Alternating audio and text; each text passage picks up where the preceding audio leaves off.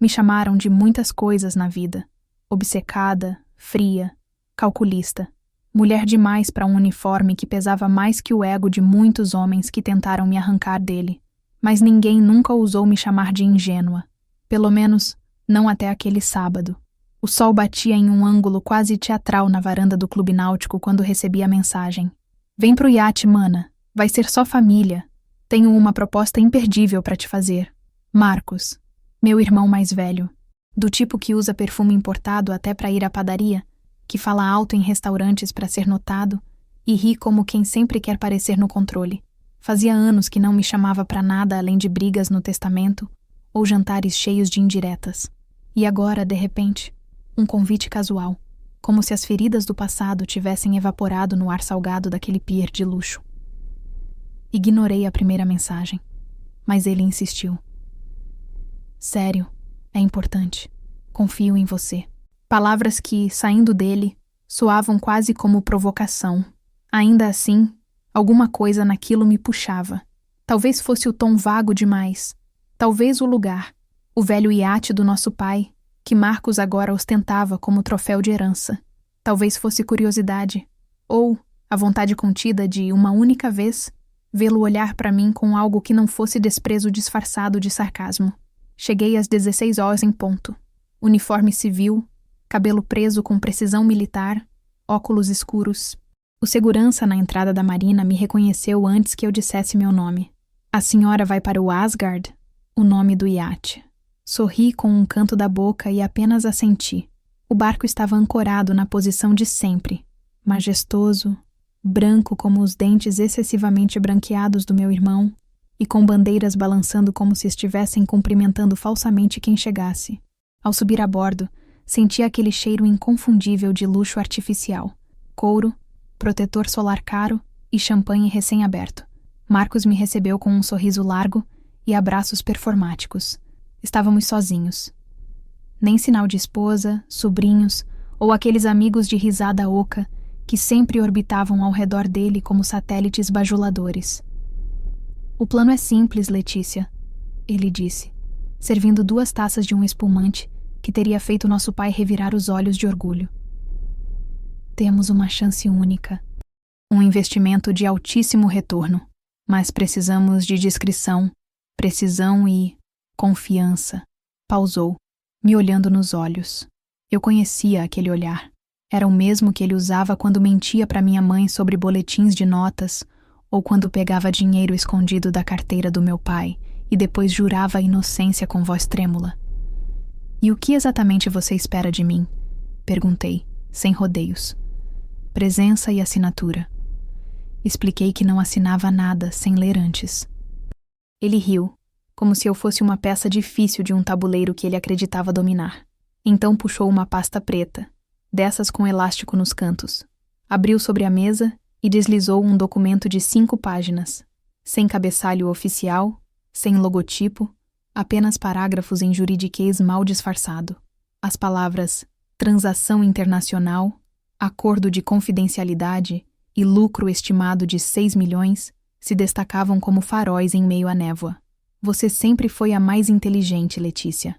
Sempre teve cabeça para o que importa. E com sua formação, seu nome abre portas que o meu não abre. Eu só achei que era a chance de fazer algo juntos. Como irmãos. Ele dizia isso com os olhos molhados. Mas não eram lágrimas. Era suor. E não de emoção, mas de tensão. A voz firme demais. O sorriso hesitante. Os dedos tamborilando levemente a lateral da taça. Tudo em Marcos gritava. Eu estou tentando te convencer porque preciso de você, e não porque te respeito. Dei uma risada seca e empurrei os papéis de volta. Você leu o artigo 12.3? Se eu assinar isso sem poder comprovar a origem do dinheiro, eu sou cúmplice. Você acha que um cargo no Estado me transforma em escudo para o seu jogo? Ele ficou sério. Pela primeira vez desde que cheguei, vi o Marcos de verdade. O que esconde ódio sob o verniz de charme. O que não aceita ouvir não. O que cresceu ouvindo que era o homem da casa. E nunca suportou ver a irmã conquistar o que ele só fingia entender. Você vai assinar, Letícia. A voz dele saiu mais baixa, mas com veneno destilado. Se não for pelo sangue, vai ser pelo medo. Porque você sabe o que acontece com quem atrapalha esse tipo de coisa. Levantei-me com calma. Não por medo, mas para não rir na cara dele. Você me convidou para um golpe num iate em águas internacionais, usando o nome da sua irmã, que por acaso é almirante-chefe das Forças Navais Brasileiras, com histórico em inteligência e especialização em cibersegurança? Ele não respondeu. Apenas engoliu seco. O tempo pareceu parar por 3 segundos. E depois, ele mudou o tom. Voltou a sorrir. Tentou apagar o que acabara de mostrar. Vamos esquecer isso. Foi só uma ideia maluca. Vem, vou te mostrar a cabine nova. Mandei reformar tudo com Cama King. Você vai amar. Mas ali eu já sabia. Eu sabia que aquele convite não era só uma proposta. Era uma armadilha. O tipo de armadilha que homens fracos constroem para mulheres que os superam. E Marcos estava disposto a tudo para sair por cima. Inclusive, tirar a única pessoa que ainda conhecia todos os seus pontos cegos. E o mais trágico, ele achava que eu não veria isso vindo. Fiquei. Não porque acreditei no pedido de desculpas mal costurado que Marcos ensaiou, nem porque aceitei o convite para ver a cabine reformada. Fiquei porque já tinha visto o suficiente para saber que ele não estava agindo sozinho. E se ele tinha coragem de me apresentar uma proposta criminosa com cláusulas de lavagem de dinheiro e uso indevido da minha posição institucional, era porque alguém havia dito a ele que eu não diria nada. Alguém com muito mais poder ou ilusão de poder do que ele jamais teve. Ele tentou contornar o clima tenso com vinho francês e piadas nostálgicas sobre a infância, como se um gole de Bordeaux pudesse apagar o que acabara de fazer. Sentamos no deck superior, onde a vista do oceano se abria num espelho azul perfeito. O sol começava a descer no horizonte, tingindo o céu de laranja queimado. Um cartão postal, uma armadilha pintada com perfeição. No silêncio entre nossas falas, percebi que o barco não estava mais ancorado. Tínhamos deixado a marina. Lentamente, o iate se afastava da costa, rompendo as águas com suavidade. Ele não havia me avisado da saída. Ninguém tinha. Estamos indo para o litoral norte. Uma parada breve para abastecer. Vai te fazer bem ver o mar longe da farda, disse ele, como se me levar a quilômetros da jurisdição naval fosse uma gentileza casual. Sorri, mas guardei aquilo como se anotasse mentalmente em tinta permanente. Observei a tripulação. 4 homens. Nenhum dos rostos me era familiar. Todos com postura de empresa terceirizada. Discretos demais para marinheiros habituais. Não falavam entre si. Não bebiam. Não olhavam diretamente. Profissionais do silêncio. Foi quando percebi o cofre. Estava parcialmente escondido sob um tapete falso na sala de estar, visível por um descuido. Uma das extremidades do carpete havia escorregado um pouco, revelando a tampa metálica com entrada biométrica. O tapete era turco, antigo, pesado. Não escorregaria à toa. Alguém o havia usado recentemente. Meu olhar cruzou com o de Marcos, que percebeu. Por um segundo, sua expressão travou, mas ele rapidamente retomou a conversa. Começou a falar de uma oportunidade de importação de equipamentos militares, de como o Brasil precisava modernizar com agilidade, e de como certas figuras políticas estavam abertas a negociações paralelas. Eu deixei ele falar, e falar, como todo homem que acredita que convencer uma mulher exige apenas charme e voz baixa. Ele citou valores, lucros, 6 milhões de reais como capital inicial, mas com potencial para triplicar em 6 meses. Uma parte viria de um contrato fantasma com uma empresa offshore. Outra, segundo ele, já estava em caixa. Foi aí que ele se levantou, tirou um cartão magnético do bolso e passou no painel embutido ao lado da escada inferior. A porta de aço escuro se abriu com um clique abafado. Quer ver o que convence qualquer um a dizer sim? Desci um degrau por vez, como se não soubesse o que esperar. Lá dentro, no compartimento climatizado e silencioso, estavam 3 maletas pretas, idênticas. Ele abriu uma. Pilhas de notas de 100, perfeitamente empilhadas e envolvidas em cintas de segurança. Estavam ali, os 6 milhões. Ou, no mínimo, uma parte convincente o suficiente para impressionar olhos gananciosos. É limpo? Perguntei, encostando-me na parede. Ele sorriu. Limpo o bastante. E já circulando por nomes que você reconheceria, se eu pudesse te contar. Foi naquele momento que o vi hesitar. Um erro sutil. Um leve tremor na mão ao fechar a maleta. A pausa milimétrica antes de dizer, você reconheceria. Ele não estava me mostrando aquilo para me convencer. Estava me testando. medindo meu silêncio. Talvez já contando com minha eliminação. Subimos de volta ao convés e eu deixei que ele pensasse que havia me impressionado.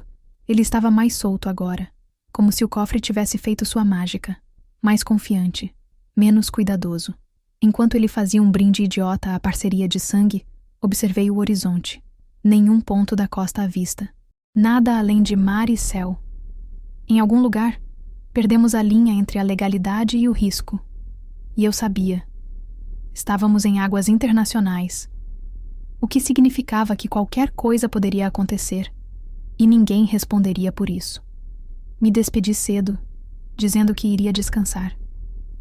Mas ao invés de deitar, tranquei a porta da cabine e liguei o modo avião do celular. Um velho hábito de quem aprendeu cedo demais que, às vezes, o silêncio é a melhor defesa contra qualquer tipo de escuta. Abri minha mala. Tirei a pequena caixa de alumínio que nunca viajava longe de mim. Nela estavam minha identificação oficial, o chip de emergência codificado e o acessório mais subestimado por homens como Marcos. Minha insígnia de almirante-chefe, com rastreador interno e código militar de rastreio oculto. Eu sabia onde estava. Sabia o que ele queria. E agora, começava a entender o que ele estava disposto a fazer para conseguir. Mas o que ele ainda não sabia era com quem estava lidando. O mar noturno tem um som diferente. Não é o mesmo sussurro do entardecer, nem o vai e vem musical das ondas que embalam turistas e promessas de verão. À noite, ele geme, ele mastiga, ele observa.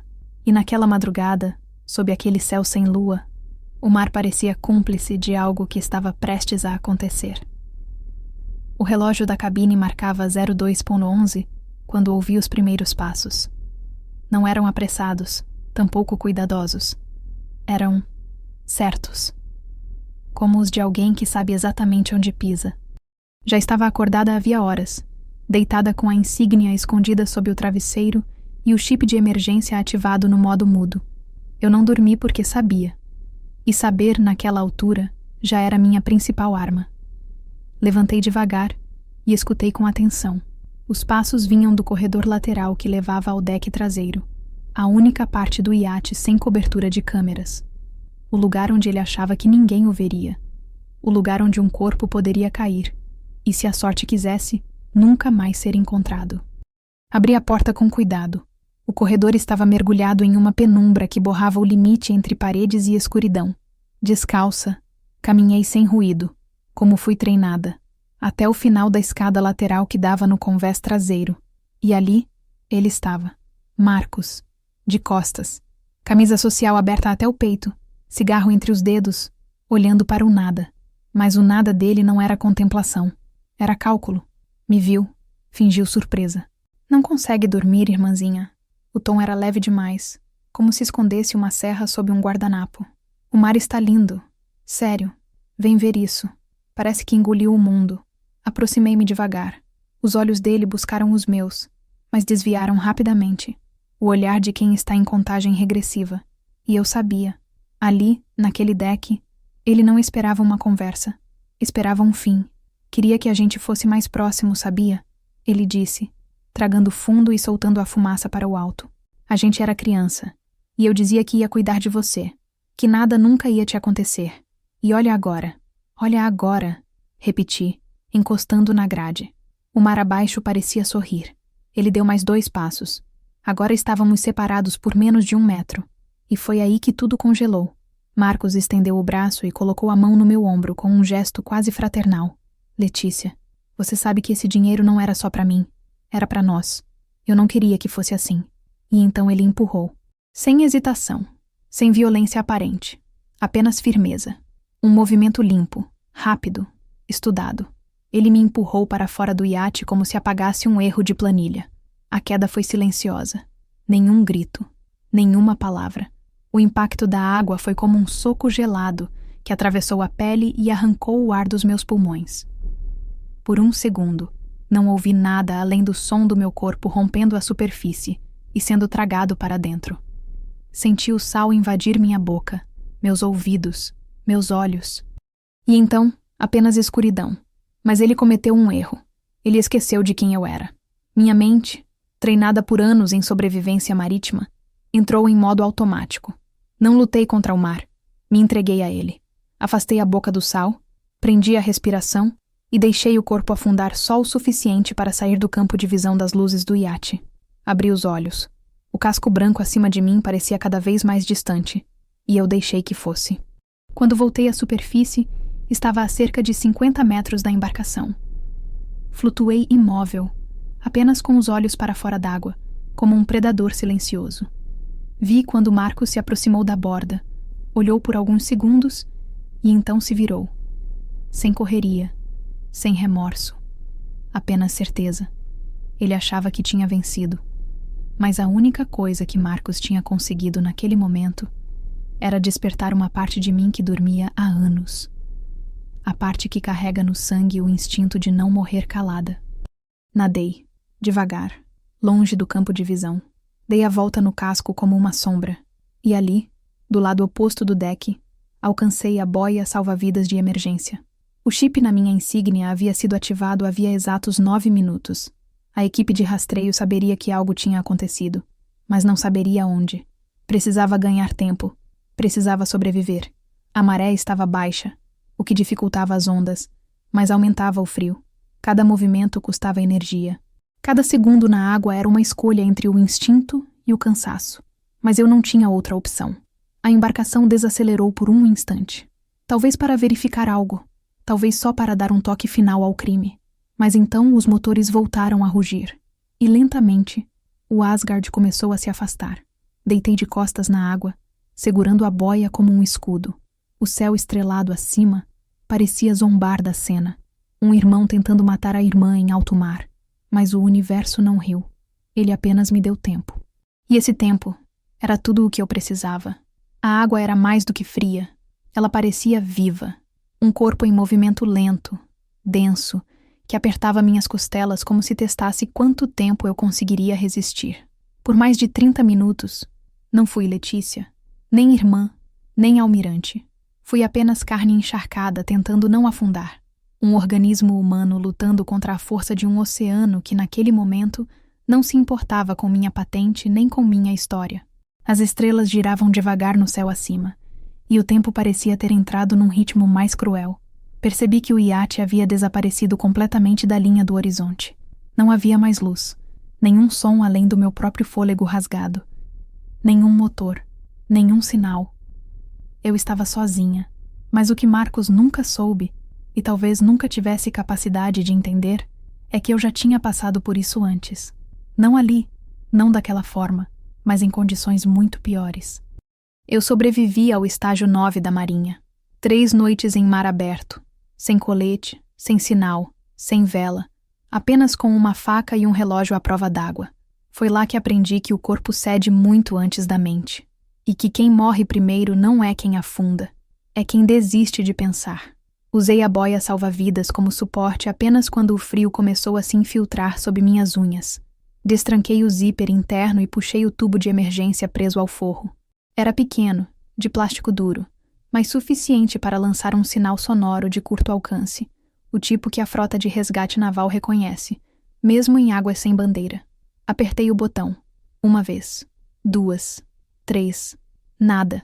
A primeira sensação foi de fracasso. Depois, de adaptação.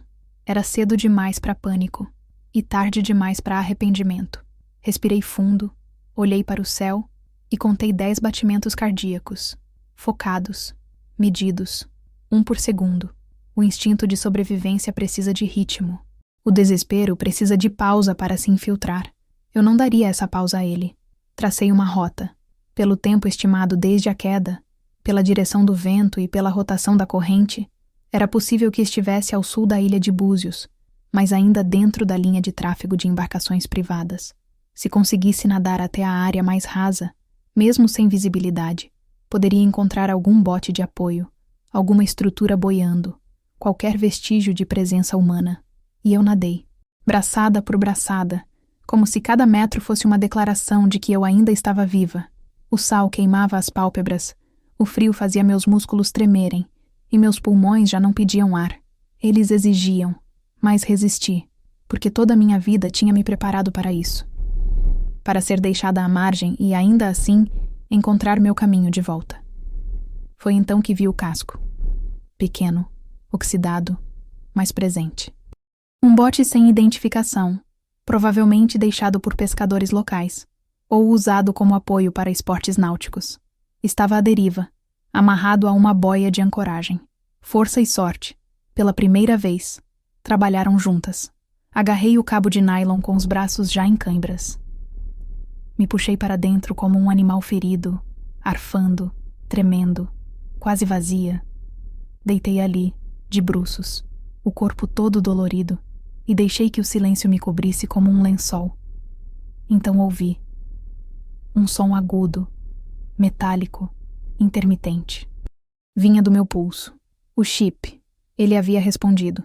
O satélite finalmente capturara meu sinal. O código de emergência piscava em verde. Significava que alguém já estava me rastreando. Sorri. Pela primeira vez desde a queda, sorri. Não um sorriso de alívio, mas de alinhamento.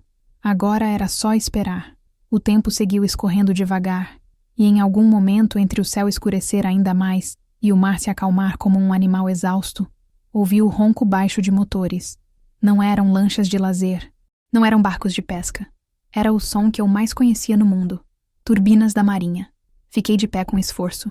Acenei com a lanterna de pulso, emitindo 3 sinais curtos. 2 longos, 3 curtos. SOS. Eles viram. Responderam com farol. Minutos depois, braços me puxavam. Ouvi meu nome ser gritado com precisão. Almirante Letícia, confirmada! A bordo da lancha de resgate me envolveram em mantas térmicas, me aplicaram glicose intravenosa, e o comandante da operação me olhou com um misto de alívio e terror. Pensamos que fosse engano, senhora. O código foi ativado, mas depois silenciou. A senhora está ferida? Não fisicamente. Quer relatar agora? Não, ainda não. E me deixaram em paz. Deitada na maca, com os olhos no teto da embarcação, ouvi o rádio interno emitir sinais de busca. Já estavam localizando o iate. Eu não precisava dizer o nome. Eles sabiam, e eu sabia que ainda não havia acabado. O que Marcos me tirou naquela noite não foi apenas dignidade ou segurança. Foi o direito de continuar fingindo que havia algo entre nós que ainda podia ser salvo. Agora, ele não era mais meu irmão. Era meu alvo. As notícias demoram para cruzar o mar, mas quando chegam, não pedem licença. Elas arrombam portas, quebram copos na mesa de café da manhã e fazem o sangue descer pelo estômago como se fosse chumbo derretido. E foi exatamente isso que aconteceu com Marcos naquela tarde abafada, 2 dias após ter me empurrado ao mar. Ele havia atracado o iate no porto de Angra com a naturalidade de um homem que não tem mais o que esconder. O rosto limpo, sem sombra de culpa, e a mesma voz de sempre. A voz de quem se acha o mais esperto da sala. Desembarcou como se tivesse apenas feito uma viagem de negócios, enquanto seus comparsas cuidavam de limpar as digitais, desfazer as conexões e despachar as maletas com parte do dinheiro em carros alugados, dirigidos por fantasmas de CPF falso. Mas ele não sabia. Não sabia que eu havia sobrevivido. Não sabia que naquela mesma manhã, enquanto ele ria em um restaurante com vista para a Bahia, uma notificação havia chegado à base principal da Marinha.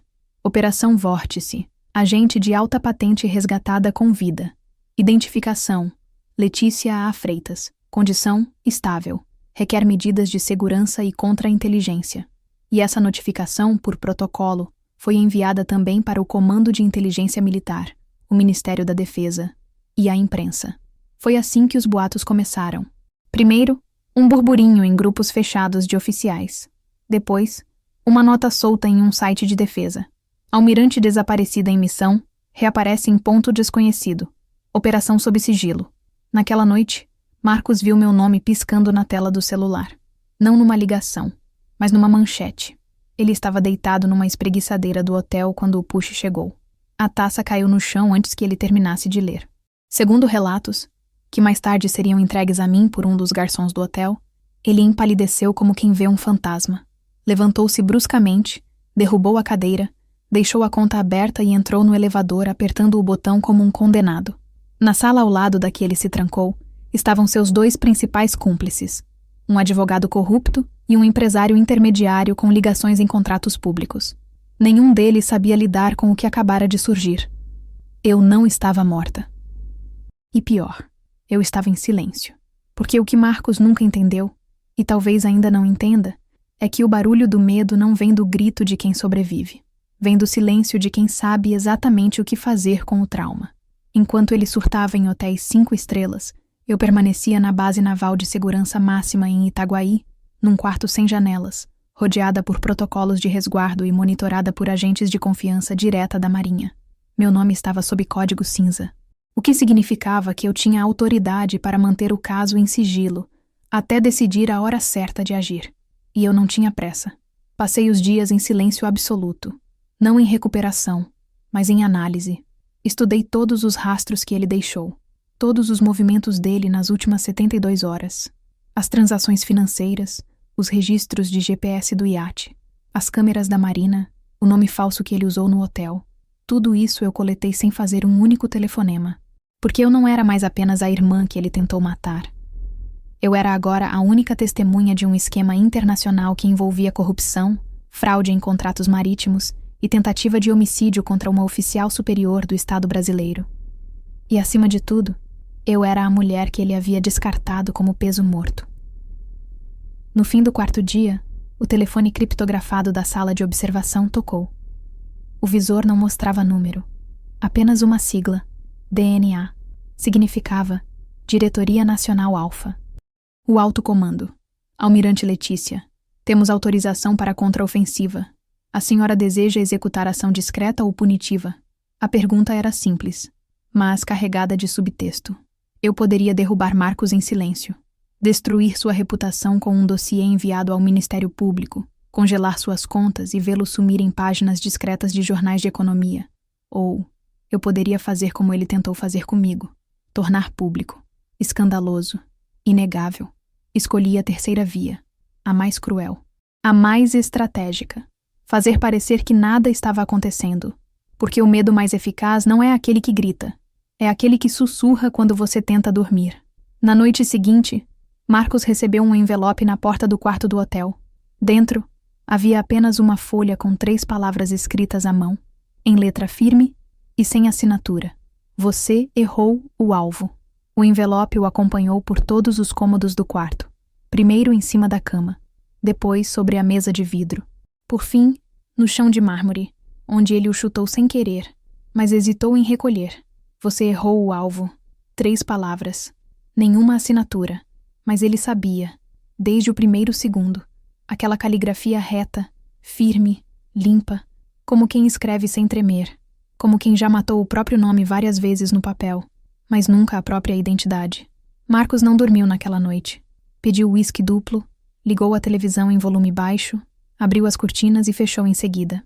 A cada 30 minutos olhava pela varanda como se esperasse uma sombra, um drone, um reflexo, um aviso. Mas o aviso já tinha sido dado, e era aquele silêncio denso que agora o engolia. O silêncio que nunca tinha ouvido da minha parte, até agora. Enquanto ele mergulhava em paranoia, eu já havia iniciado o que chamo de reconhecimento reverso.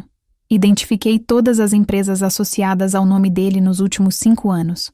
Algumas em seu nome, outras em nomes de terceiros, mas todas orbitando um padrão. Contratos públicos em áreas de defesa, transporte naval e tecnologia de rastreamento. Todas abastecidas com capital de origem duvidosa e fluxo triangulado via Panamá, Luxemburgo e uma holding em nome de um suposto consultor da Marinha, que nunca existiu. A cereja do bolo? Uma transferência feita um dia antes do empurrão. Valor: R$680 mil. Destino: uma empresa de aluguel de helicópteros, que, segundo o contrato, deveria ser usada para filmagens institucionais da nova frota marítima. Só havia um problema: a frota ainda não existia, e a assinatura autorizando a liberação do fundo? Uma digital falsificada. A minha. Ele não só me empurrou ao mar, ele me empurrou para dentro de um crime. Mas Marcos nunca teve visão de longo alcance. Sempre se achou mais esperto do que era. Sempre confundiu astúcia com improviso. E agora, por trás das câmeras da base de controle naval, enquanto eu revisava cada linha daquele dossiê crescente, ele seguia tropeçando nas próprias pegadas, tentando apagar com areia um incêndio subterrâneo. Na manhã seguinte, o hotel onde ele estava hospedado recebeu um grupo de 3 executivos uniformizados. Não se identificaram como agentes. Não usavam distintivos. Mas seus crachás temporários, impressos na entrada, mostravam nomes falsos. E nos bolsos dos paletós, carregavam microcâmeras, canetas com escuta e gravadores de voz. Foram recebidos por Marcos com um sorriso nervoso. Ele tentou parecer calmo. Ofereceu café. Perguntou se havia algo de errado. Disseram que estavam ali a mando de um investidor internacional que desejava negociar parte da frota. Uma jogada de isca, executada com precisão. Durante a conversa, que durou 37 minutos, Marcos se contradisse 12 vezes. Mencionou valores que não estavam em contrato. Usou nomes de parceiros fictícios e, em determinado momento, afirmou ter liberdade de negociação por vias internas do Estado. Aquilo foi o suficiente. Eu assisti à gravação ao vivo, sozinha, com a mesma frieza que ele usou ao colocar a mão no meu ombro antes de me lançar ao mar. Era hora de revidar. Naquela noite, marquei um encontro com ele, sem intermediários, sem comunicados oficiais. Apenas uma mensagem de texto, enviada de um número criptografado, com hora e coordenadas. O lugar escolhido, um armazém náutico abandonado em Paraty. Nenhuma câmera, nenhum microfone. Apenas concreto, vento e história. Ele chegou com meia hora de atraso, vestindo uma camisa social sem botões nos pulsos, como se quisesse parecer relaxado. Mas seus olhos diziam o contrário. Estavam vermelhos. Não de choro, de noites mal dormidas, de medo acumulado. De um fantasma que voltou do fundo do mar com fôlego militar e alma intacta. Então, você sobreviveu, ele disse, a voz sem firmeza. Você está falando comigo como se isso fosse uma surpresa. Ele deu um passo em falso. Tentou sorrir. Um sorriso que já não funcionava mais. Letícia, foi um acidente. Eu me desesperei. Achei que você ia denunciar. Levantei a mão. Você tentou me matar. Com método, com calma. Não houve impulso. Houve cálculo. Você não entende o que estava em jogo? 6 milhões inéreis. Interrompi. E a sua fantasia de ser alguém maior do que é. Ele abaixou os olhos. Pela primeira vez, não falou. E aquilo disse mais do que qualquer defesa. Você nunca entendeu, Marcos. Eu não sou só uma farda. Eu sou a estrutura. Eu sou a linha que não se dobra. E agora eu sou o fim da sua linha. Antes que ele pudesse reagir, 2 agentes saíram da sombra. Silenciosos. Uniformizados. Levaram-no sem algemas. Não porque não fosse criminoso, mas porque não havia mais necessidade de contenção física. A vergonha seria a prisão mais pesada. Ele passou por mim sem dizer uma palavra. E eu também não disse nada. Na guerra que ele começou, minha maior arma foi nunca mais permitir que ele me visse como irmã. A partir dali, eu era apenas sua sentença. Ele foi levado como entram os que ainda acham que têm salvação, de cabeça erguida, mas os pés tropeçando no chão que já não reconhecem. E mesmo cercado por 2 agentes da Diretoria Nacional de Inteligência Naval, Marcos ainda me olhava de esguelha, como quem busca uma última rachadura na armadura de alguém que já desmontou o inimigo antes mesmo da primeira bala.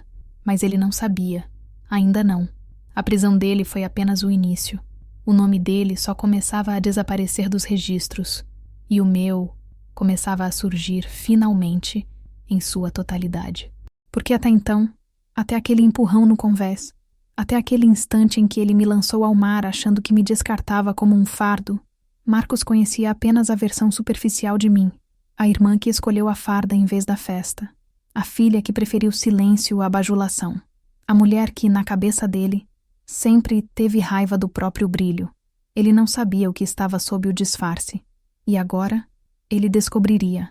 Enquanto ele era conduzido para o Centro de Investigação Federal, eu subi os degraus do Palácio do Almirantado com o mesmo passo que aprendi a usar desde o primeiro dia na escola naval. Firme, simétrico, imbatível. Lá dentro, uma mesa oval me aguardava, cercada por 11 cadeiras. Em cada uma delas, um homem ou mulher de patente máxima, coronéis, ministros, diretores de inteligência e 3 generais de divisão, todos esperando meu relatório. Mas eu não levei um dossiê. Levei minha história. Fiquei de pé, dispensei formalidades e disse: antes de começar, quero dizer uma coisa. Este não é um caso isolado. É uma linha, uma sequência, um retrato do que acontece quando se subestima não só a hierarquia, mas a mulher por trás dela. Eles escutaram em silêncio, sem celular, sem anotações. Apenas o som da minha voz desenhando uma linha do tempo que nenhum deles conhecia por completo. Contei sobre os 3 anos infiltrada em operações de segurança marítima, envolvendo contratos secretos de licitação. Sobre as 2 missões de proteção a dignitários estrangeiros, que usei como fachada para rastrear movimentações suspeitas em contas de servidores públicos. E, por fim, sobre o papel de Marcos, meu próprio irmão, como peça-chave na triangulação de verbas através de empresas fantasmas ligadas à Marinha. Contei que nunca denunciei antes, porque não tinha as provas completas. E porque, acima de tudo, eu ainda acreditava que ele não cruzaria a linha final. Eu acreditava que o sangue entre nós ainda o segurava. Eu estava errada. Mas foi ali, diante daquele silêncio respeitoso, que eu revelei o que poucos sabiam. E que ninguém ali esperava ouvir. Senhores, há mais de 7 anos, atuo como codinome Dama Cinza. Todas as operações de inteligência marítima entre 2016 e 2023, em que o nome Delta Bravo 8 apareceu, passaram por mim. O impacto foi silencioso, como um mergulho em águas fundas. Um dos generais inclinou o corpo levemente. Um coronel pigarreou. A Dama Cinza era uma lenda entre os círculos de segurança naval, um nome que aparecia em documentos ultra-secretos, usado para indicar a oficial responsável por operações de alto risco com interferência direta da presidência da República. Ninguém sabia se era homem ou mulher. Agora sabiam. Eu continuei. Fui treinada na base de Nápoles, interrogada em Paris, reconhecida pela OTAN, sem que meu rosto fosse mostrado. Usei meu próprio nome como isca para que Marcos e seus cúmplices achassem que estavam enganando uma mulher comum. Mas eu sou mais. Eu sempre fui mais. E nesse instante, não houve palmas, nem suspiros. Houve algo mais forte. O respeito mudo de quem finalmente entende que subestimou o que estava diante dos olhos o tempo inteiro. Saí da reunião com a certeza de que Marcos nunca soube quem eu realmente era. Na infância, ele ria quando eu me trancava para estudar mapas náuticos. Dizia que minha cabeça quadrada nunca me levaria a lugar algum. Quando entrei para a Marinha, zombou do uniforme. Disse que farda era coisa de homem sem criatividade. Quando fui promovida a tenente-comandante, ele não compareceu à cerimônia. Disse que estava em viagem com investidores. Mas agora, os investidores estavam sendo investigados. E eu era quem conduzia as investigações. No mesmo dia, ao fim da tarde, recebi uma ligação. Era o advogado dele. A voz trêmula, o tom engolido. Doutora Letícia, meu cliente deseja propor um acordo. Ele alega que houve mal-entendidos. Sorri. Diga a ele que mal-entendido é achar que se pode jogar alguém ao mar, sem saber se ela já aprendeu a nadar entre tubarões. E desliguei. Não por raiva, mas porque pela primeira vez eu não precisava mais explicar quem eu era. Eles agora sabiam. Até aquele ponto, tudo o que eu havia feito tinha sido dentro da lei. Cada passo, cada silêncio, cada resposta omitida com precisão cirúrgica fazia parte do código militar, que eu conhecia melhor do que qualquer hino ou bandeira. Mas chegou o momento em que a justiça permitiu algo mais do que rigidez. Permitiram que eu agisse, que eu deixasse de ser vítima para ser comandante da própria retaliação. E eu sabia exatamente por onde começar. Marcos achava que era caçador, que sabia rastrear fraquezas, que dominava a arte de manipular, esconder, desviar. Achava que pessoas como eu, discretas, disciplinadas, honradas, eram sempre o alvo mais fácil. Ele havia aprendido isso em casa, vendo nosso pai silenciar minhas conquistas enquanto vibrava com suas promoções fajutas, seus cargos comprados, suas falcatruas disfarçadas de sucesso empresarial. Só que Marcos se esqueceu de uma coisa simples. O que ele achava que era superioridade era apenas ruído, e o que ele achava que era fraqueza era foco. Agora, eu tinha algo que ele não tinha: tempo, autorização e alcance.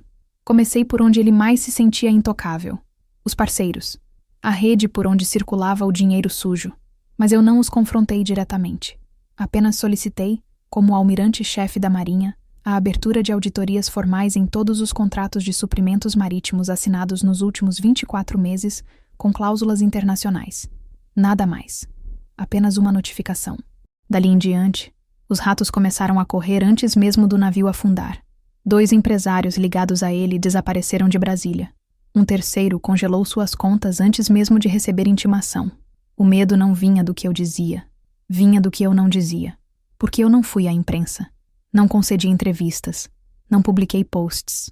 O meu silêncio virou a ameaça mais eloquente. Marcos, então, fez o que sempre fez.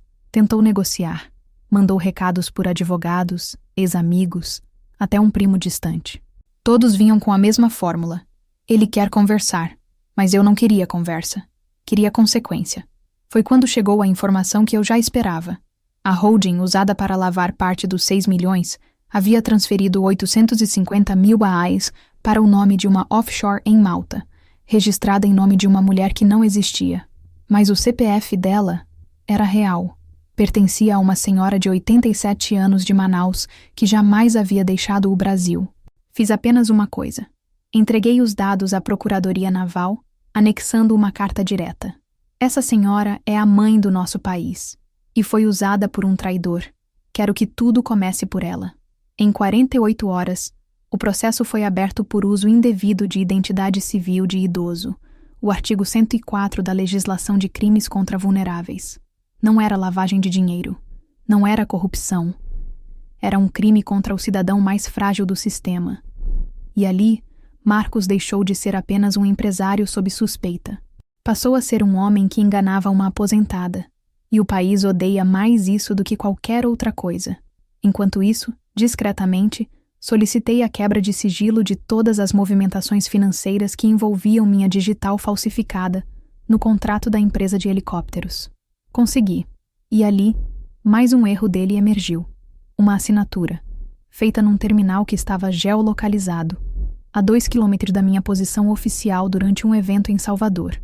Eu estava com 87 testemunhas. Ele me forjou a quilômetros de distância.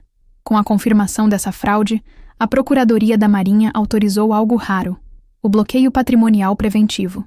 Todos os bens de Marcos, contas, imóveis, investimentos, criptomoedas, até mesmo a posse do iate, foram congelados sob suspeita de construção de patrimônio com verba ilícita militar.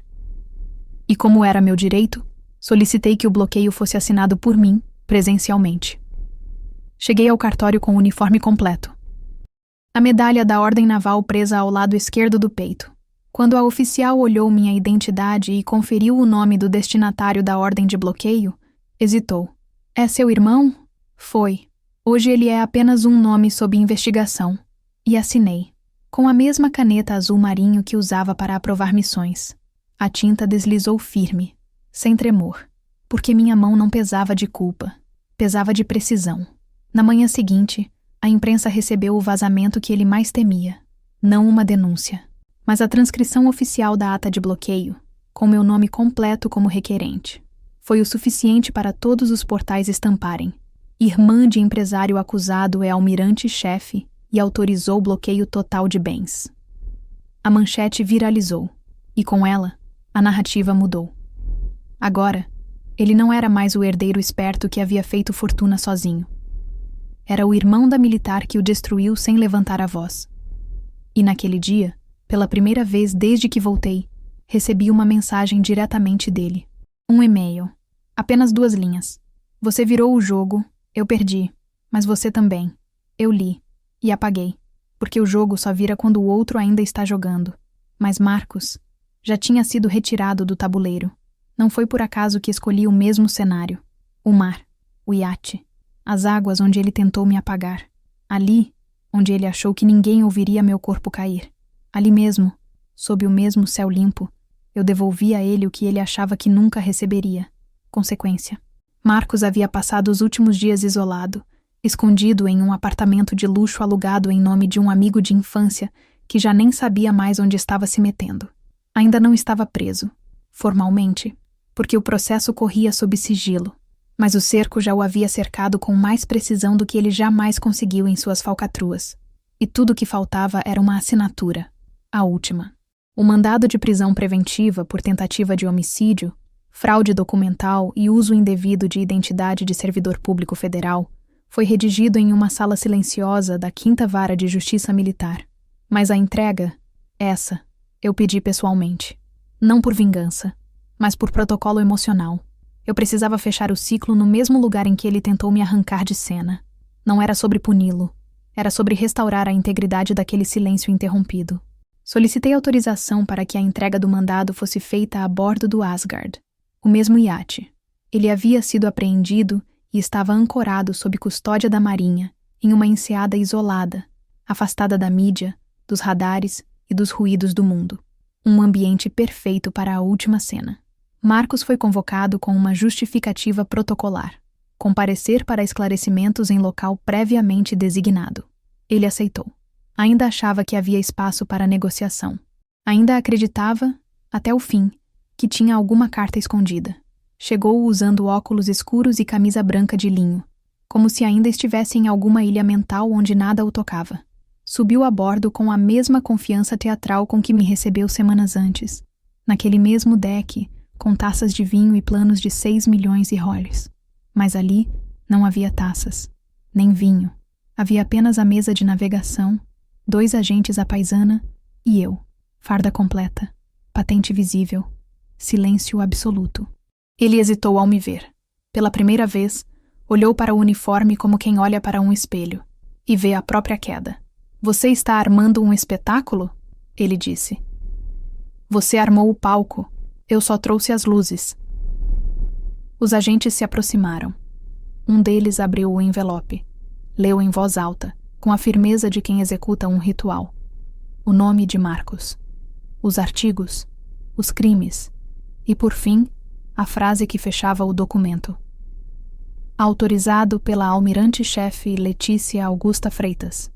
Entregue pessoalmente conforme solicitação da vítima. Marcos ficou parado. Não lutou. Não gritou. Mas seus olhos diziam tudo. Não era medo da prisão. Era a dor de ter sido vencido por quem ele jamais achou que seria ameaça. Por alguém que, na cabeça dele, deveria ter sido apenas um degrau.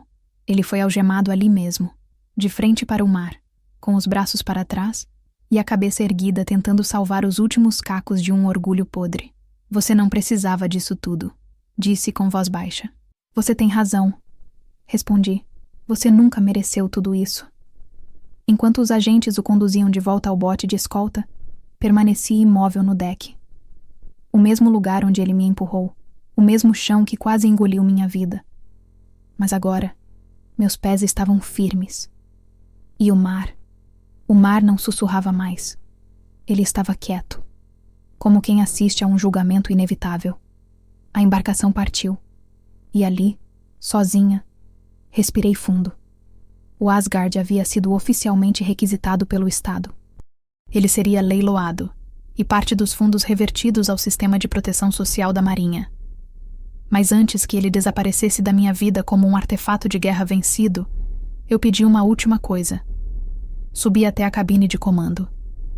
Sentei na poltrona que um dia foi do meu pai, e escrevi, com caneta preta, sob o console de direção, numa faixa de madeira oculta sob o apoio de braço. Aqui tentou se calar uma mulher. Aqui ela escolheu se erguer. Fechei a tampa. Pedi para descer. E nunca mais voltei. A queda de Marcos não foi noticiada com alarde. O sigilo foi mantido. Não houve manchetes. Não houve escândalo. Apenas um aviso protocolar que apareceu por 3 dias em um boletim militar interno. Processo disciplinar concluído. Envolvidos encaminhados à justiça. Operação encerrada. Mas para mim, não era o fim. Era a libertação. A certeza de que, às vezes, a justiça não grita. Ela espera. Ela observa. E quando chega, não precisa de plateia. Só de silêncio. Voltar nunca é voltar ao ponto onde tudo começou. Porque o caminho de quem sobrevive é feito de cortes invisíveis. O corpo cicatriza, mas há um tipo de memória que não sangra nem some. Apenas silencia. Foi com esse silêncio que retornei à base da Marinha, semanas após a queda de Marcos. Não como vítima, não como acusadora, mas como almirante. Os portões se abriram sem anúncio. Os olhares me seguiram, não por curiosidade, mas por algo mais raro: reconhecimento. Aqueles que antes me viam como a irmã do empresário, agora me viam como aquilo que sempre fui, mas que o mundo tentava não enxergar: uma mulher em posição de comando absoluto. Na entrada do edifício central, havia uma pasta me esperando, meu dossiê final como dama cinza. Nele, estavam as últimas páginas que faltavam ser arquivadas: os relatórios da operação, a cópia do mandado, os laudos periciais das digitais forjadas, os pareceres do setor de inteligência. E, por fim, um bilhete escrito à mão pela Comandante Suprema da Força Naval: Letícia, você não apenas sobreviveu, você ensinou como se vence com honra. Não respondi. Apenas fechei a pasta e entreguei à oficial responsável. Era hora de seguir. Solicitei afastamento estratégico por 180 dias. Não como punição a mim mesma, mas como reparo. A guerra que enfrentei não foi apenas jurídica, nem apenas familiar. Foi interna. Tive que atravessar oceanos dentro do próprio peito. Tive que admitir que, por um segundo, por uma fração de segundo antes da queda, eu ainda acreditava que Marcos podia voltar a ser meu irmão. E não voltou. Fiquei 6 dias fora de qualquer radar, sem responder mensagens, sem e-mail, sem uniforme. Peguei a estrada com um carro simples e dirigi rumo ao litoral sul. Não como fuga, mas como retorno ao silêncio que me reconstrói. Aluguei uma casa modesta, de frente para o mar. Era pequena, com paredes brancas, chão de madeira antiga e uma varanda onde o vento fazia as cortinas dançarem com calma. Não havia luxo, nem ruído, apenas a sensação de ter atravessado um mar sem mapa. E mesmo assim, ter chegado. Na primeira noite, preparei um café forte. Sentei na cadeira de balanço e abri o velho caderno de capa dura que carregava desde a Academia Naval. Nele, escrevi 3 frases. Eu não gritei, eu não chorei, mas eu venci. E fechei. No dia seguinte, caminhei descalça pela praia. O mar estava calmo, nem sombra de correntezas. Os pescadores locais me cumprimentavam sem saber quem eu era, e aquilo me trouxe paz, porque o verdadeiro poder não precisa ser anunciado, ele só precisa estar lá quando for necessário. Na terceira noite, recebi um envelope no correio da casa, sem remetente, sem carimbo. Dentro, um bilhete manuscrito, amassado. Ainda espero que um dia você me perdoe. Eu não sabia, eu não entendi. Agora é tarde. M. Li uma vez, depois outra, e então queimei o papel com fósforo e deixei que as cinzas fossem levadas pelo vento. Não por ódio, mas por respeito ao que fui e por cuidado ao que decidi ser. No final da semana, retornei à base apenas para um ato, um simples gesto que encerraria o ciclo com dignidade. Compareci à cerimônia de renovação do pavilhão principal da Frota Atlântica. Estavam todos lá, oficiais, almirantes, cadetes, a nova geração e os veteranos. E no momento em que anunciaram meu nome para hastear a nova bandeira, dei 2 passos à frente, firme, sem hesitação. Não era apenas um tecido que subia ao mastro. Era a prova de que, mesmo jogada ao mar, mesmo traída por sangue, mesmo alvo de silêncio e omissão, eu tinha voltado. E ninguém mais, ousaria duvidar da mulher que resistiu a um irmão, ao mar e ao próprio apagamento. A cerimônia terminou. O hino se calou, e antes que todos se dispersassem, uma cadete se aproximou. Rosto jovem, expressão séria. Ela me entregou uma carta dobrada, escrita à mão. Almirante, minha mãe dizia que mulheres como a senhora não existem. Hoje sei que ela estava errada. A senhora é o motivo de eu não desistir. Guardei a carta no bolso da farda e caminhei até a beira do cais. O mar abaixo era o mesmo que tentou me levar. Mas agora, ele sabia. Eu não era um naufrágio. Eu era farol.